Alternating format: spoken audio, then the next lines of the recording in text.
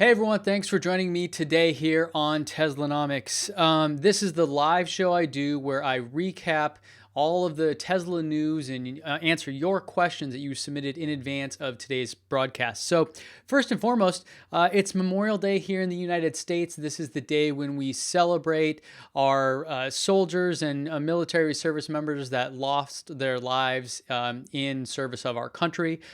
So to anybody that's been affected by that, my heart is with you, and I want to just give a thanks and shout out to anybody that has done that or that has experienced that in their life. As you may notice, from time to time, I have an actual flag in the background. That's from my grandfather who served in World War II back when he was a young man. My father was in the Air Force. One of my brothers just recently got out of the Marine Corps. And so my family, as a lot of families here in the United States, are intertwined with our military. So thank you to all of those families and all those people out there first and foremost.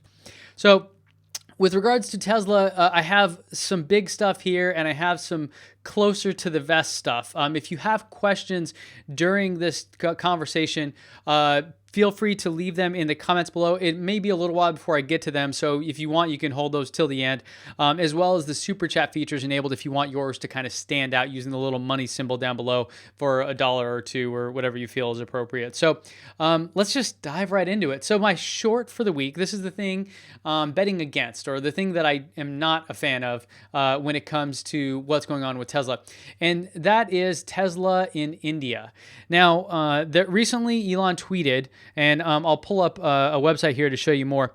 He tweeted that he thought 30% of a company's parts that they manufactured something with must be sourced locally, and that in India that supply chain didn't exist, so Tesla wasn't going to go to India.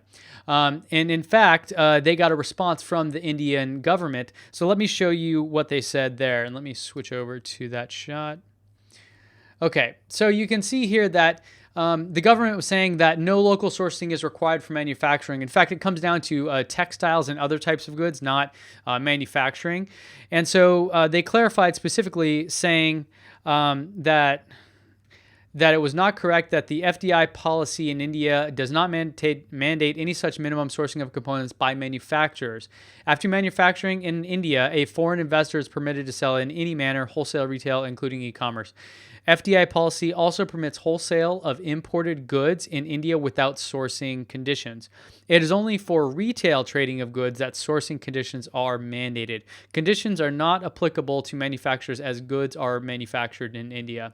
So here's the deal. This is my short, and I'm not that I'm against this. I think it'll be fine. And I am excited that India cares so much to reply to Elon about this. But from what I know and from my friends that are from India, the infrastructure in a large part of the country isn't there yet. And so for Tesla, who even by American standards is a luxury brand, even the Model 3 coming out at $35,000 is still on the higher end of kind of economy class of vehicles. I just don't see. I think things like maybe the Powerwall would be more useful in India. I think that there are just greater things that in India could do to help kind of move their move towards this more sustainable form of transportation as well as energy. And there's all kinds of infrastructure problems already. So I'm short on this just because I don't think it's the right time. I do, obviously, from an investor standpoint, India is a giant market. I just don't know if they're ready for something like this. And if you are from India, or if you're one of my friends from India, please prove me wrong. I would happy to be wrong on this, but right now it just feels a little early, honestly. And I think something like, the Powerwall or solar roofs or those kind of products might do better in India for now. So. But they are, the government is trying to come back and they're trying to figure it out. So who knows? Maybe this will be a thing soon. Okay, so for number 2, this is my long for the week. My long here is the German manufacturers making their own Gigafactory, and Daimler specifically. Now, this is coming to us from Bloomberg, and it talks about the new Daimler Gigafactory that they're making. And the idea here is that that global battery capacity is set to double by 2021, and costs of making batteries could fall as much as 43% in 4 years, making EVs cheaper than gas cars, than ICE vehicles by 2023. And also that in Germany, Angela Merkel has said that by 2030, their goal is to have 6 million electric vehicles in their fleet. So there's a good video here, and there's some other charts that I kind of want to dive into here. Now, this is kind of the cool thing, is that Bloomberg always does a fantastic job with this stuff. So you can see here the global battery manufacturing capacity, again, is set to double by 2021. So you can kind of see the projections there out there, and that's the megawatt hours. So as that happens, prices are going to come down. And you can kind of see that. That chart's ridiculous down here.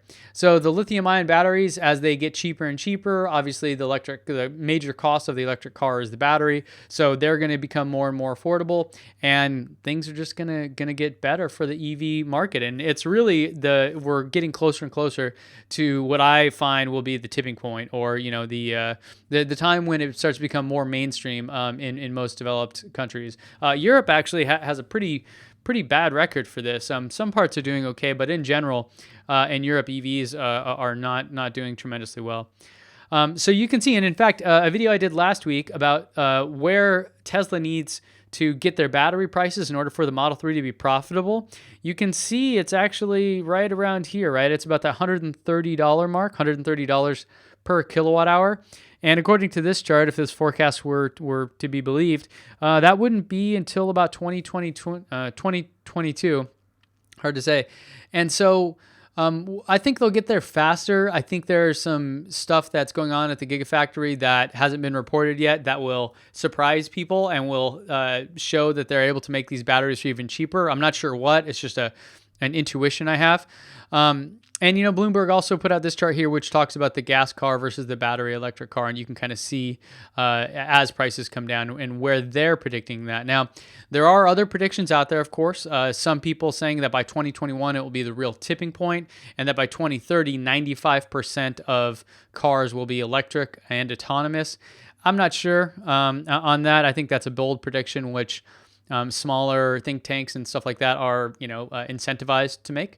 But I think this is some pretty good data, and it's exciting. So this is my long. The main thing is that there's another Gigafactory coming online. Daimler, unless you're familiar, they make luxury cars and they make big commercial trucks. What does Tesla do? Luxury cars and planning to make big commercial trucks. So they, as well as all the other big manufacturers, are well aware of the threat that Tesla poses, and I think this is one response to that. All the links for all these things, by the way, are in the description already, so you can go check those out after this show, and you'll get these in your email as well if you're on the email list. Okay, so let's move on to number 3. So some more news here, and I had to get those two out of the way because I didn't want the rest of the show just to be bogged down by Model 3 talk.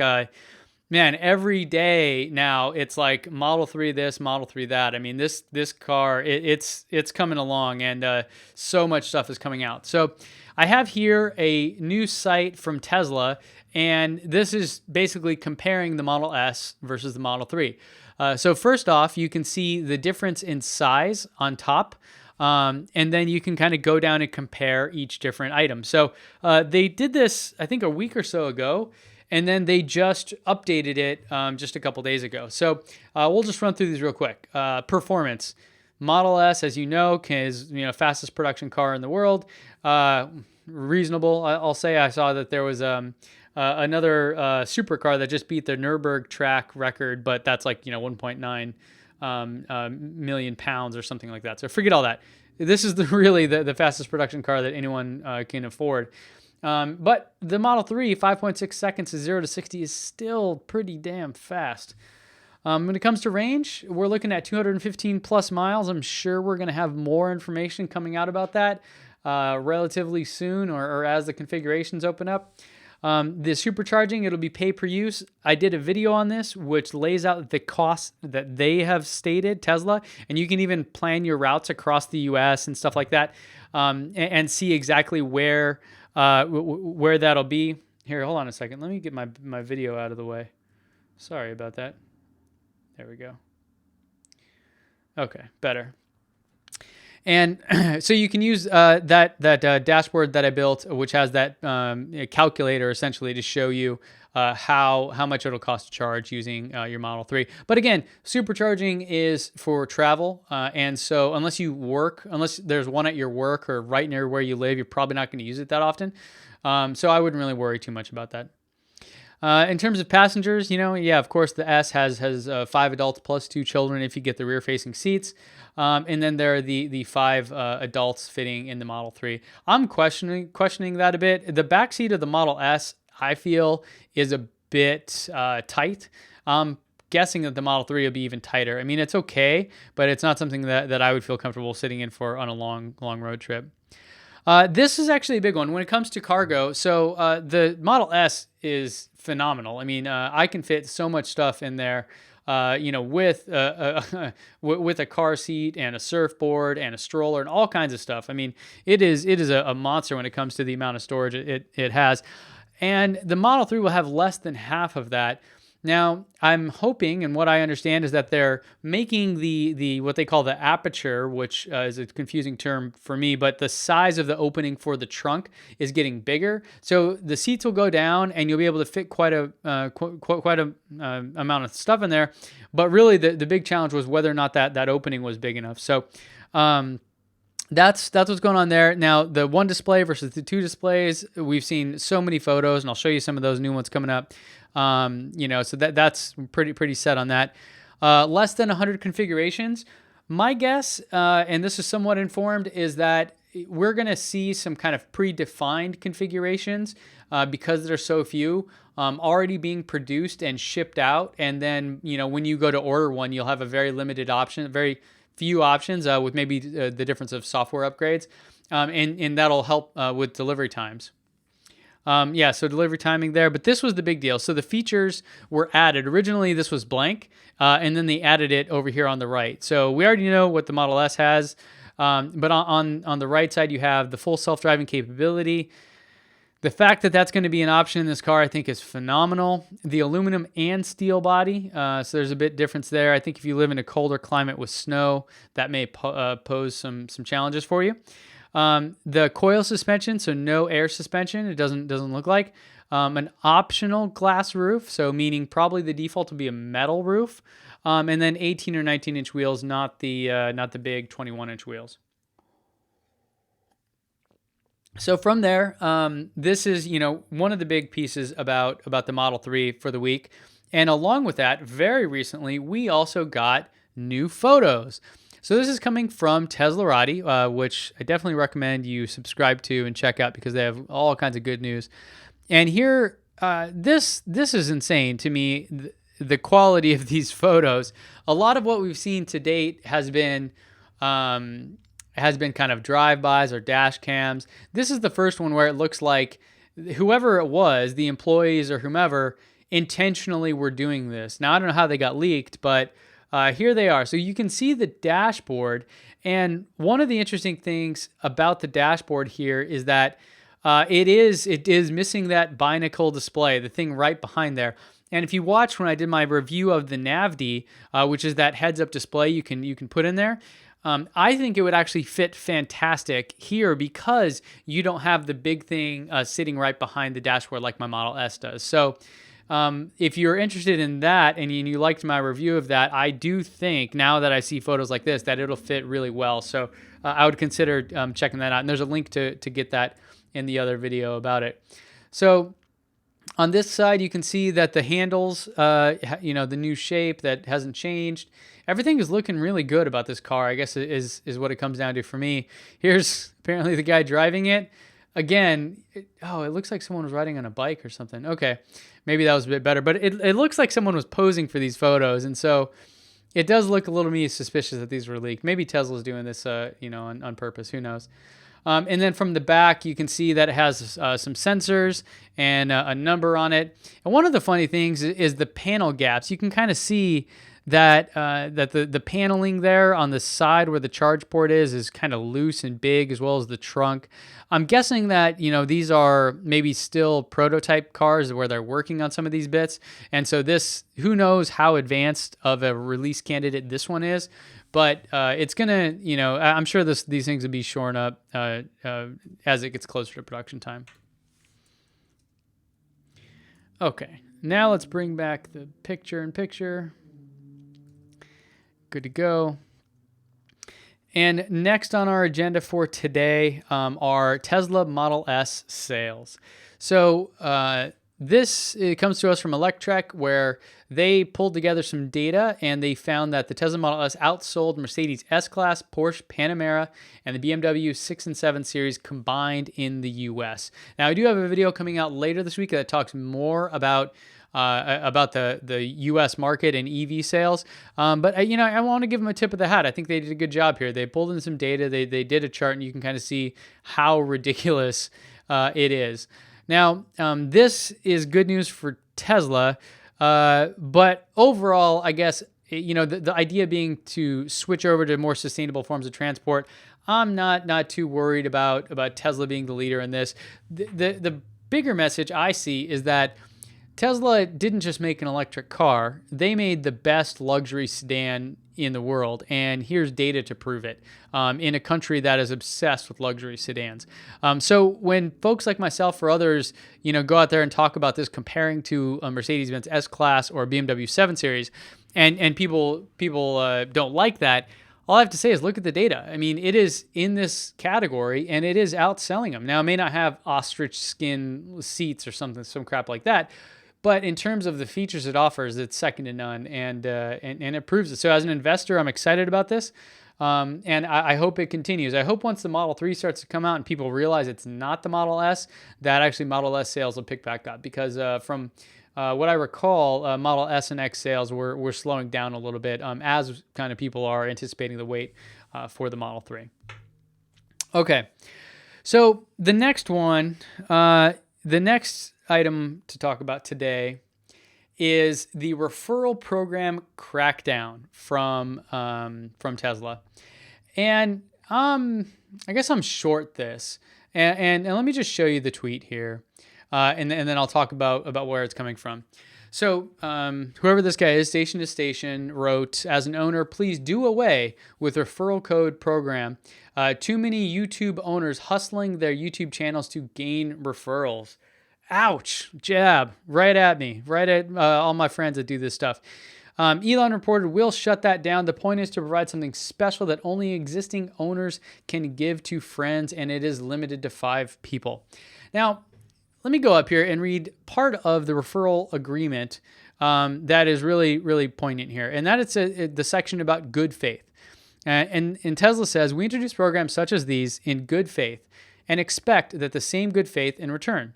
Please note that we may withhold awards where we believe customers are acting in bad faith or otherwise acting contrary to the intent of this program. To be clear, commercializing or otherwise selling referral codes is not appropriate, and we will not honor such codes.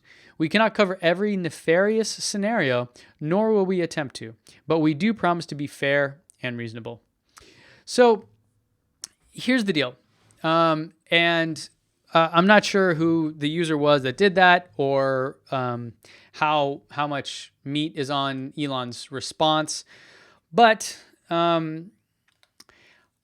folks like myself, folks like James Cook, folks like Zach and Jesse at Now You Know, Kim and her husband at Like Tesla, Trevor over at Model 3 Owners Club, all these people, we love this company, and we love what they're doing, and we are so excited about it that we want to share our stories, we want to share our insights, we want to share our passion for this brand and this mission. It's not just us. It's way bigger than any of us, and in fact, none of us are incredibly successful at this, right? Like even if you look at maybe Bjorn, who's got 2 free cars out of this deal and has been doing the YouTube thing, Tesla YouTube thing longer than any of us. I don't see any of us making millions on this. And in fact, the referral program, I mean, some cool perks, I shared those with you last time, are not, big money makers. And we don't get an affiliate fee. It's not like a money deal. And the selling of codes and all that, I completely get that. In fact, I was feeling for a while like, hey, folks like myself and you guys that are watching here are building a community of people that are passionate and believe in this mission. And so sharing our referral code with you makes a lot of sense. And it's not nefarious in even any angle, any way you look at it. But if somebody were to take out ads for their codes or sell them, hey, I'll give you $1,000 off. You give me $500, something like that. Then I could absolutely and wholeheartedly stand behind Tesla saying, look, that's not the intent of the program. But to attack YouTubers who, again, aren't really making out on this deal, we get some cool gifts, but we're not like making millions off this. It's a bit ridiculous, I think, and I hope they do the right thing, and let us continue to share this with you, because I do think that it is altruistic. It is, while there are some benefits, it is largely out of our passion for the company and our wish to see them succeed. And in the end, I mean, from an investor financial standpoint, the cold hard side of it is like, look, I gave somebody $1,000. They bought an $80,000 car. From a financial standpoint, it makes 1,000 cents. I'd give out a bazillion of these. Now, Tesla did recently just limit this. So now there's only 5 for everybody, for each person. And, while thank you to everyone that has emailed me with your code, suggesting that I point people over to that, I'm going to wait and see what happens here. And I'm going to see if Tesla actually does anything about this. Again, I understand the commercialization of it, and I understand how that is not the intent, and I agree with them. I'm taking that away. But to punish people like myself or others that have an honest and good intention here, and are attempting to share the love with the folks that are also like-minded, I think would be foolish for them. Now, if they do, hey, it's their company. They do whatever the hell they want. I'm just a fan and sharing my insights with you. But I would love to know what you think about this. So if you have a thought, should Tesla stop the referral code program for YouTubers or Twitter people, social media folks, whatever, go ahead and leave me a comment down below. I would really like to know, and then we can kind of compile those and maybe send them over and say, hey, look, this isn't, you're right. Everyone thinks that it's bogus, or you know what? I think people really get a lot out of this, whatever the case may be. So leave me a comment down below and let me know your thoughts on that. Okay. So now I'm on to the Q&A section, and I am going to be doing, I have a bunch of questions that were submitted in advance. So I'm going to run through those first, but then if you have questions, feel free to leave them down there below, and then I'll try to recap it and kind of scroll back up and get to those here pretty soon. So first question comes to us from Lee Lowell, and Lee asks, whenever Tesla decides to send a new software version, it seems like the EU and the East Coast are weeks ahead of SoCal. It appears their computers are set to begin downloading at 0000 hours GM time. If that's the case, we are doomed to be last in line. Do you think that they can mix it up a bit? I suggest starting with the VIN number, S's before X's. Your thoughts? Well, my thoughts are that it's maybe more of a strategic thing, and the idea maybe is that while while Europe and the East Coast are smaller markets in terms of number of cars, they can roll this out more strategically to make sure that the update succeeds. Just to give you, so I've worked in tech for a long time, and this is a common thing. You want to roll it out to the smaller areas first so you can test it and make sure everything's going to succeed. If there are any major issues, you can hit the stop button before you get to your largest market, which is Southern California. So I don't think it's accidental. I think it's intentional, and I think it's strategic. So I guess in that regard, we're doomed. I don't know. But yeah, to me, it makes sense. Who knows, over time, as the EU and other markets grow, that may change. But for right now, I think it makes sense, and I don't have any issues with it. Okay, so as a person interested in buying a Tesla, buy pre-owned Model S, wait to buy a Model 3, or wait even longer to buy a pre-owned Model 3. And this is from Christian. Well, I'm going to say buy a pre-owned Model S if you can. That's going to be the better car, no matter which way you look at it. Depending on what features you want, you may not be able to really save that much. You may want to get to a new from inventory Model S if you can. And a pre-owned Model 3, there's going to be so many cars on the market by then, I would imagine, or if somebody's selling it, early on because they didn't like it or something. But yeah, it depends on your budget, I guess. If you can, go with the pre-owned Model S, absolutely. Otherwise, I would say get the Model 3. Matan asks, what is the value of free supercharging? Well, it's hard to measure. It depends on how often you go on road trips or if you live or work near one that you plan on using.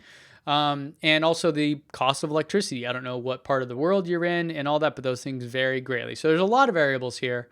And honestly, I would say for most people, and in fact, I actually have data on this from Tesla, which is the social app that you can track things about your car and all that. Over 90% of the time you're charging is not at a supercharger.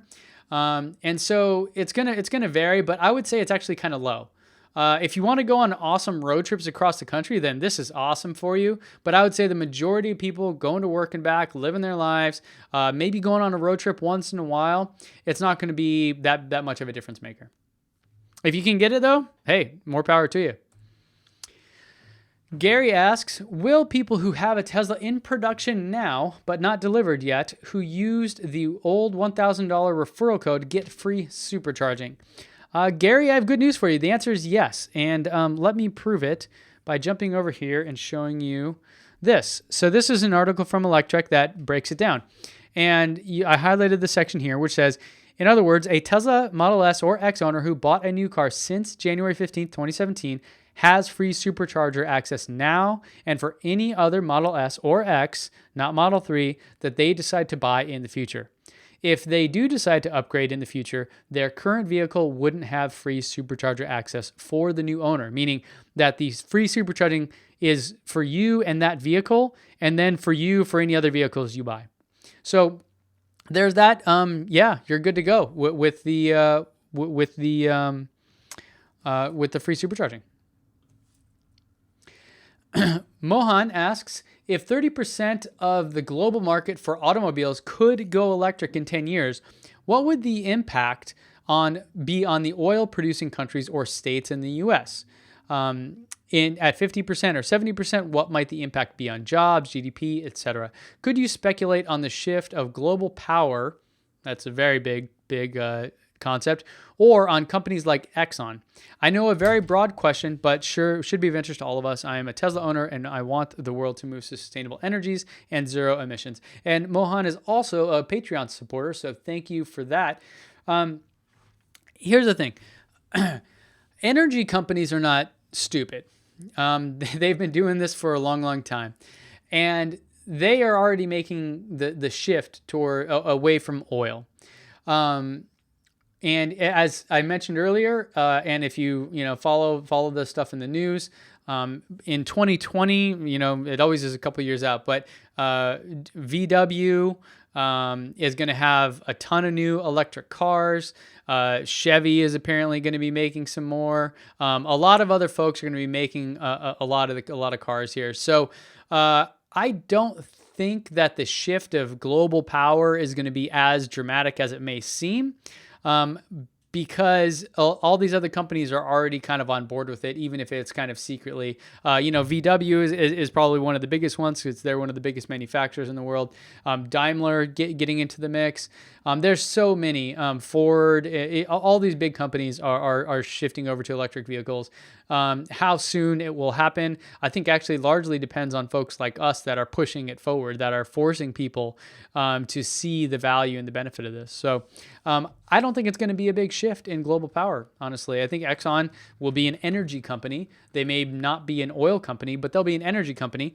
And part of the deal, and part of the reason these companies are doing this isn't because they give a crap about the environment. It's because it's cheaper and better. And so when something's objectively cheaper and better, then they're going to do it. So for me, that's their motivation, but it's happening pretty wholesale already. So I think it won't change much in terms of the overall mix of things. Now, OPEC, they're even, a lot of those parts of the region are already investing huge in solar and other forms of renewable energy. So again, while oil may not be the thing, energy will still be the thing.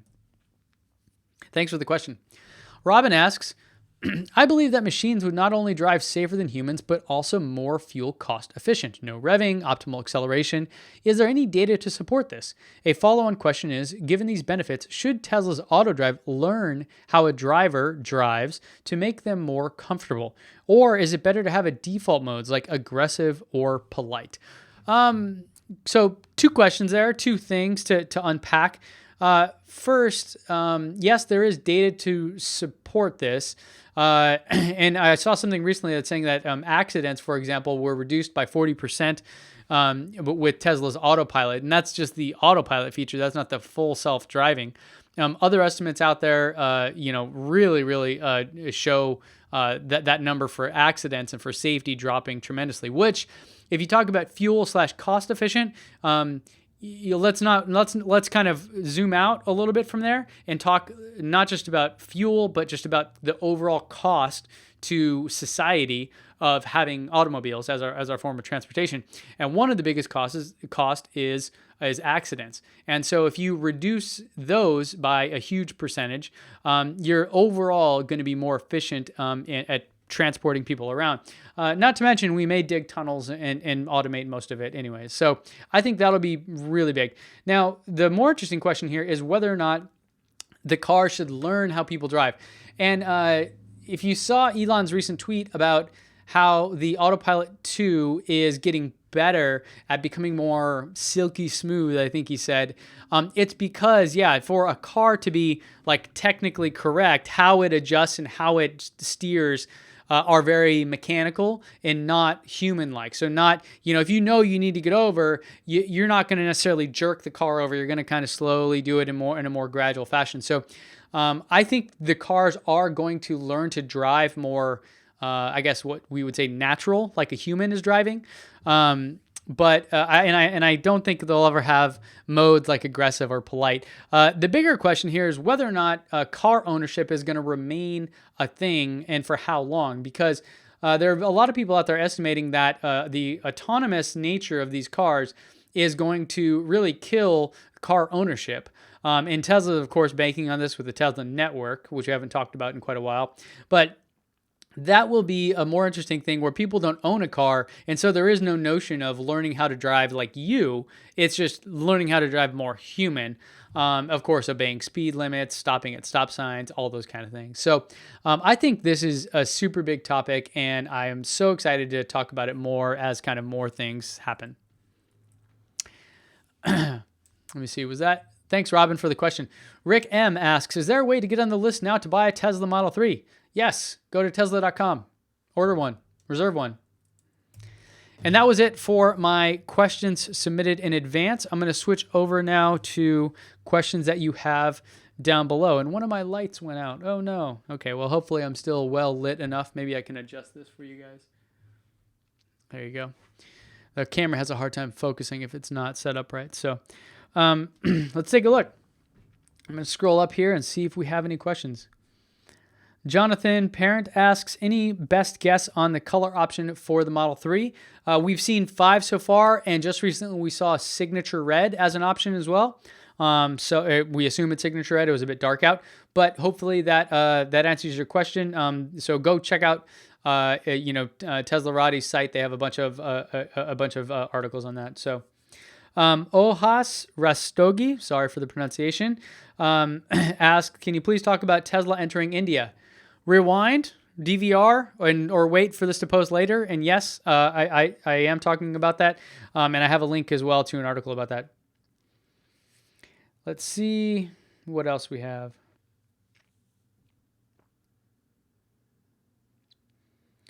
Send me your questions, folks. Is there a Tesla single battery that accompanies the battery pack? And if so, and if yes, how long is it expected to last? From Steve Turner. Hey, Steve, thanks for joining me yet again. Is there a Tesla single battery that accompanies the battery pack? And if yes, how long is it expected to last? I'm not sure I quite understand your question, but let me just say this. New data just came out, and I did a video on battery degradation in that same data set from Martin Steinbuch. You can go search for his thing or go find my battery degradation video and link to it. He's updated his blog. Data now suggests that a battery for a Tesla Model S will last up to about 500,000 kilometers, which is about 310,000 miles. And if you drive like a normal person, that's about 20-something years. The question we have to ask ourselves is not, when am I going to have to replace the battery, but when that time comes, will I be owning a car? Will I be driving a car in 20 years? I would say it's a fair estimate to assume that we will be past that point in 20, 25 years. Maybe I'm wrong. I hope I'm not, though. I hope we can kind of get away from this thing. So, yep. Jason Perez asks, with the Tesla network, do you think you can eventually have the share between family, where I can go to work and have the car sent to my wife, then pick me up from work? I don't think you need the Tesla network for that. I think that we will have this option once self-driving becomes even better. There are some challenges that we need to overcome, like computer vision, basically teaching a computer to see with cameras instead of super expensive sensors and things like that. Once you get there, I could see even having your phone and saying, hey, go home, pick up my wife, or having a summon feature that would allow it to drive different places. But let's stick on to the network. If we're doing the network, you would, in theory, just hit a button and a Tesla would come pick you up. I think that is more likely than maybe some of the other ideas out there about how to do that. So, Nolagad, sorry for mispronouncing it, asks, hi Ben, is your solar setup cheaper than the utility transmission cost in your area? Yeah, so I did a video on this.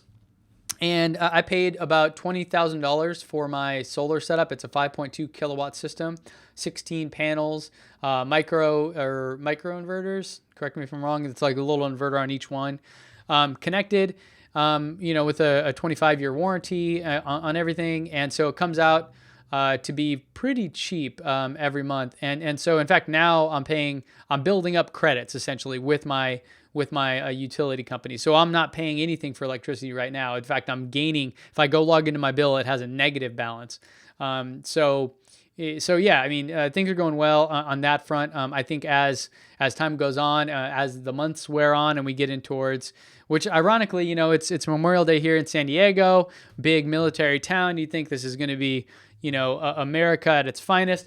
It's a pretty gloomy day out. It's not too warm and it's cloudy. May and June are our worst months. So, there's that. But, if you look at all the estimates, towards the end of the year is when, in theory, we don't get as much energy from the sun. So that's when we kind of use up those credits. I'll be giving updates and stuff, of course, as time goes on. But way later, and maybe a year from now, I'll do kind of a deep dive analysis on the value of that. All right, the questions are rolling in now. Killian Cardo asks, when do you think there will be a lease option available for the Model 3? It may be sooner than we think. I was speculating 2020, maybe. But it would make some sense for Tesla to produce some of these cars specifically for lease. However, the backlog of sales is so vast that I don't know. I don't know. I don't see it happening. I'll say 2020. Let's see. How long before delivery do you think they will require you to make configuration and lock in the order? I would say at least 2 months. But, it could be wrong. In fact, Trevor from Model 3 Owners Club, we were just chatting about this. He's speculating that they may be making some of these pre-configured options and then sending them to locations in advance. So that way, when you go to configure it, basically the only thing to configure is the software kind of limited features, and the paint and interior and everything is already set, and we'll have very limited options. So they'll already have them made ready to go. So I think a couple months, but it could be much quicker if they do that approach. Everything Tesla asks.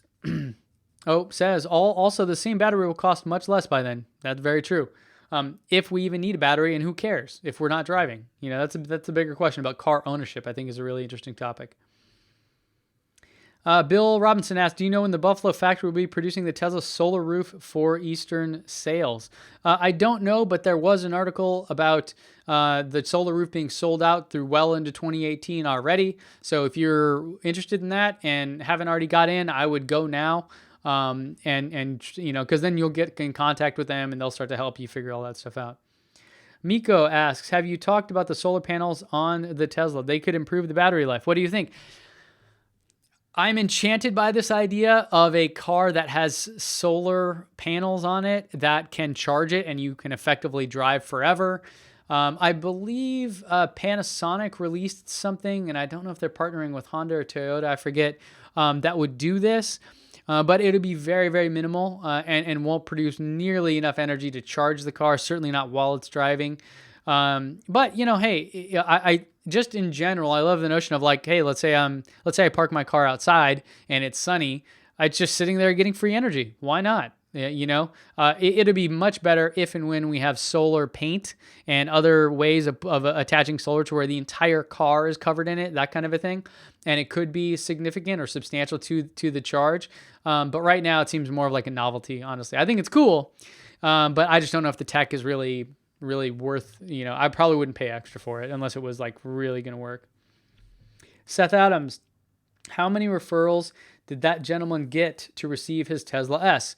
So the way the program works, and I don't know about Bjorn in his history. I'm sure you can go look up his YouTube channel and see. But every year, essentially, current year, the program, the way it works is they have the first person to 20 in each region. So North America is a region. Gets a free P100D Model S or X, ludicrous, all the bells and whistles of your choice, essentially. So I don't know what Bjorn got. I assume he's got, that many in the past. I know he's got 2 free cars out of this. So the guy's kind of swimming in Teslas. But yeah. So, there is that, which is a major thing. But to get 20 is kind of insane. I mean, I just started my channel in January. I got 1 referral there. I got, I think, 9 referrals in the current one or 8 referrals in the current one or something.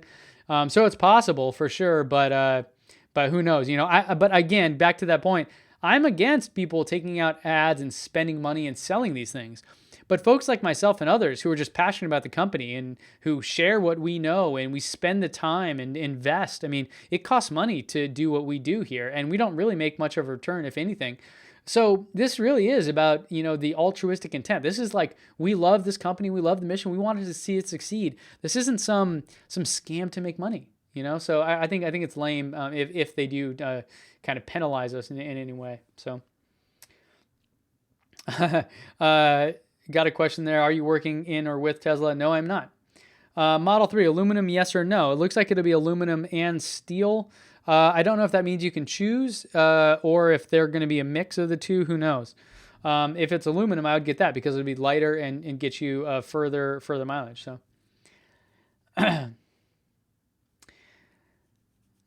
what other questions? Let's see. What do you think of the Model 3 door handles? I'm not in love with them.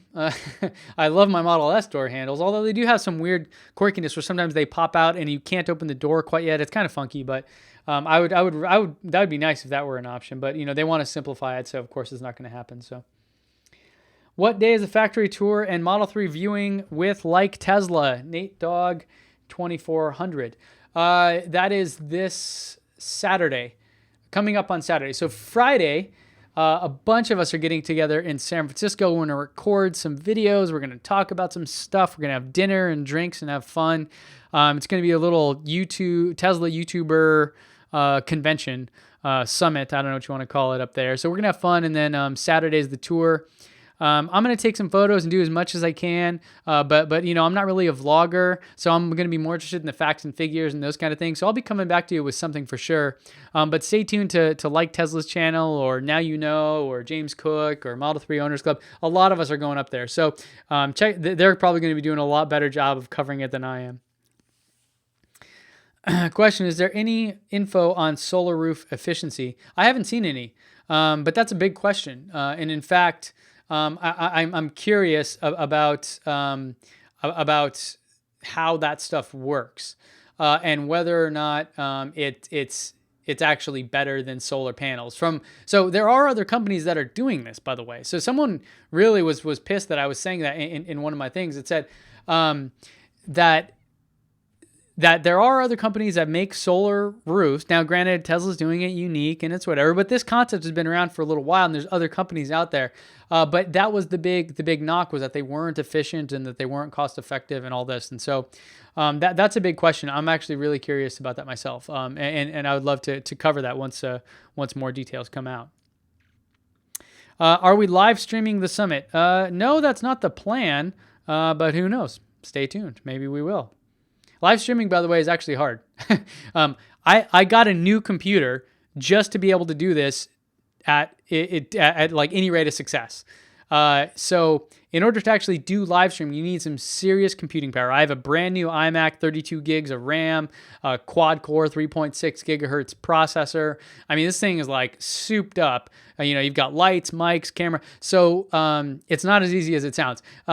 You can do short little videos, but there's kind of weird requirements around like your phone and how much it can actually stream and all that kind of nonsense. So will we live stream it? Not likely, but who knows? Maybe we will. Maybe somebody will show up there.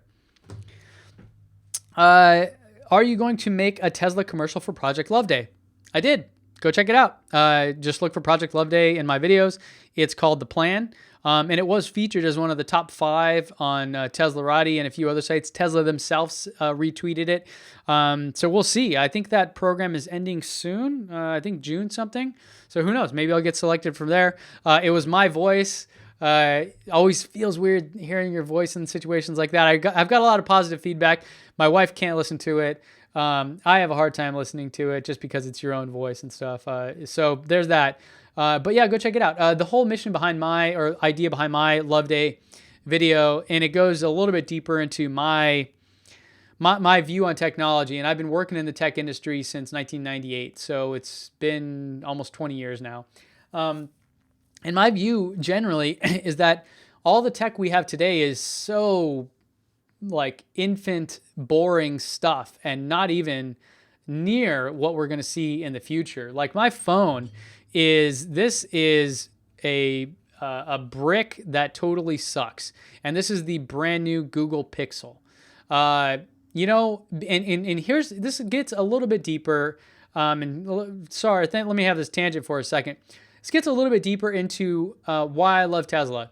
And it's because digital things, a digital world, websites, video, all these things, the internet, they are ephemeral. They're not based in reality. You don't have to, like, I can make anything in the digital world. Anything is possible in there. And that's what's fascinating about it. That's what's great. That's what's made so many amazing services and features and things. But I am far more enchanted with technology when it enters the physical world, the real world. I want to be able to put my coffee, or my tea in this case, on my iPad and have it heated up for me. Why can't it do that? Right? I want things that change the physical world that I actually live in, and not the digital world that tries to pull me into it.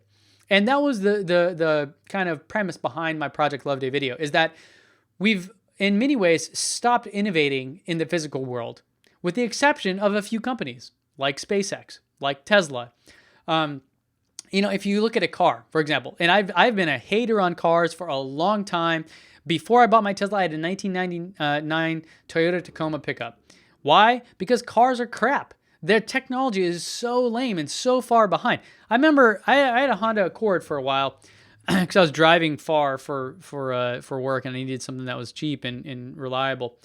And this thing would get got great gas mileage, and they tried to sell me a navigation package for $3,000, and I'd have to get DVDs every 6 months to update this damn thing. And I'm holding up my phone going, free? $10 clip? What the hell are people thinking? And it's because we've really stopped innovating in the physical world. We've switched, all the people, not all, but a lot of the folks have really shifted over to just focusing on digital stuff. How to take better selfies, how to make your face look like a dog when you're taking a picture, or swap faces with someone else, shit like that. And I think it's such a waste. It's such a waste of talent. Yes, it's cool and there's value and all that good stuff. I'm not saying don't do it. I'm saying I'm bummed because there are far fewer people out there doing something in the physical world with technology versus the digital world. And this is coming from somebody who's lived in the digital world and is, my entire livelihood has survived on this for decades now. So it's something that, that's what my Project Love Day video was about, was if you really believe in change and want to see something happen, there are some companies out there doing it and you should choose to support them. And if that means that you spend a little bit more on a car, or you have to save and make some changes there, or you do something like with your home energy, whatever the case may be, I say do it. And I say plan it and figure it out. So there's my tangent and rant on that. Okay, I'll take a couple more questions here and then we'll call it a day.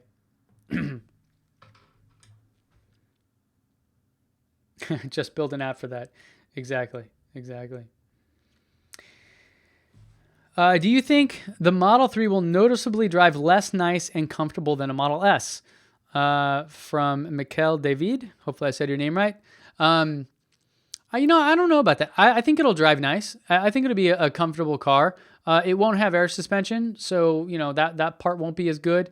There'll be a few other things that will be quite different, I'll say. But I think it'll be a nice drive. I think it'll be a good car. I think it'll just be lacking a lot of the bells and whistles. It won't be nearly as luxury. It'll be the very, very stripped down one. Like for example, will it have leather seats? I don't know. It may not. So some of those things, there's lots of questions out there, but we'll see. Any word on when your Powerwall will arrive? Well, I've actually came to the point where I've canceled my order for my Powerwall. 2 reasons. Still no word exactly what's going on. I lost the rebate that I was up for, and then now in theory I'm getting a free one from the previous referral program. So I've canceled my order, but I will absolutely let you know and see when that happens. But going back to how solar works and all that, net energy metering is one of those things where it doesn't really make financial sense. It does help, and there's some cool things you can do with it, and I definitely want one.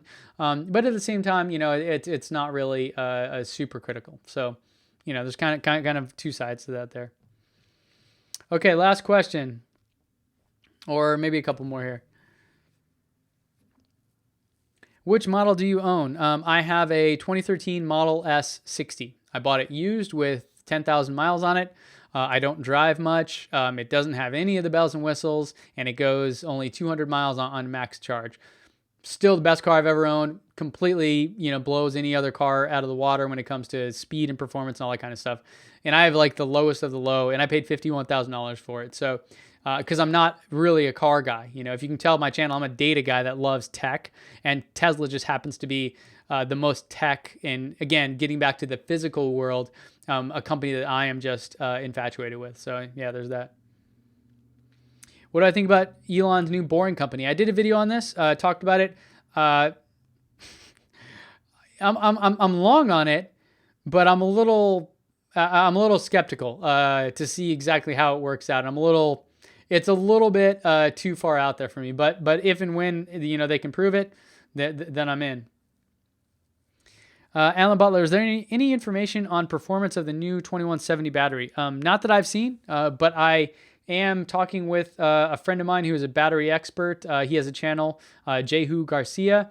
They just did a cool 1 megawatt DIY power pack, which is absolutely nuts. Go check him out and check his videos out. We're trying to figure out something where he can help me understand batteries more. So hopefully I'll be able to bring him on the channel here soon for you guys. Hi to Romania. Hi to Norway. Hi to everyone out there. Hi from Northern Ireland. Yes, so thank you. I do need a Renault. Renault. Zoe. I would love to check one out. I need to get back to Europe. It's been far too long. I also need to go back to Mexico, which is just right down the street. So, anyways. Thank you all for joining me here today. It has been my pleasure sharing this with you. I hope you guys have enjoyed this. I hope that if you're in the U.S., you're celebrating Memorial Day with your family and friends, and you're paying, thanks to those that have given their lives to our freedom in service of our country. This Wednesday, I have a special video coming out about the Model S versus the Model X, and I also have another YouTuber join me on that.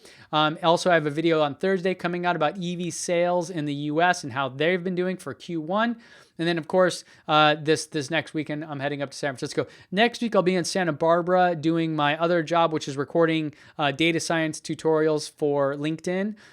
So I'm going to try to do my normal Monday broadcast next week, but it may be cut short a little bit, kind of depending on scheduling and all that. Anyways, get on the email list at teslanomics.co, and I will send out all of this to you so you know where I'm at and what I'm doing and what you can expect upcoming. So again, thanks to everyone for joining me today, and I will see you guys here next time. Adios.